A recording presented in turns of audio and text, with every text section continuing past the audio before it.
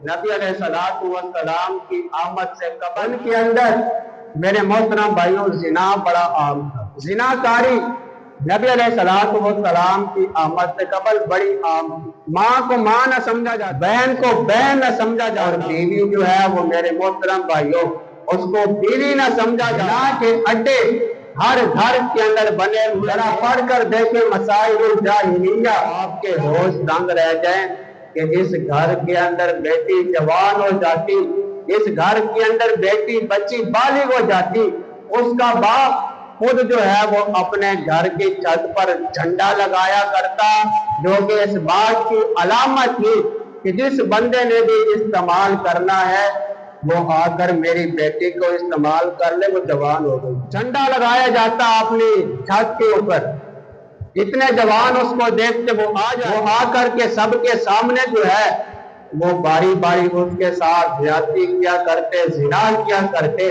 और फिर जब मेरे मोहतरम भाइयों हमल वज़ा होता, उस सूरत के अंदर बच्चा पैदा होता, फिर सबको बुला लिया जाता, जितने लोग उसके साथ जिमा करके गए हैं, जितने लोग उसके साथ खलवत को इख्तियार करके गए हैं, उन सबको बुला लिया जाता और उस बच्चे की शक्ल का मुवाजना किया जाता। इस बच्चे की शक्ल किसके साथ मैच हो रही है, ये बच्चा किसके साथ ज्यादा मुशाबे है।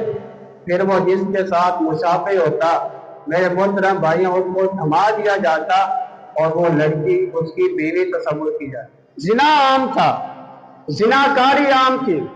जिस बादशाह का दिल करता, जिस लड़की के साथ करता, जिस बंदे का दिल करता, जिस बच्ची के साथ करता, वो जिना कर लिया करता, कोई पूछने बताने वाला भी नहीं था।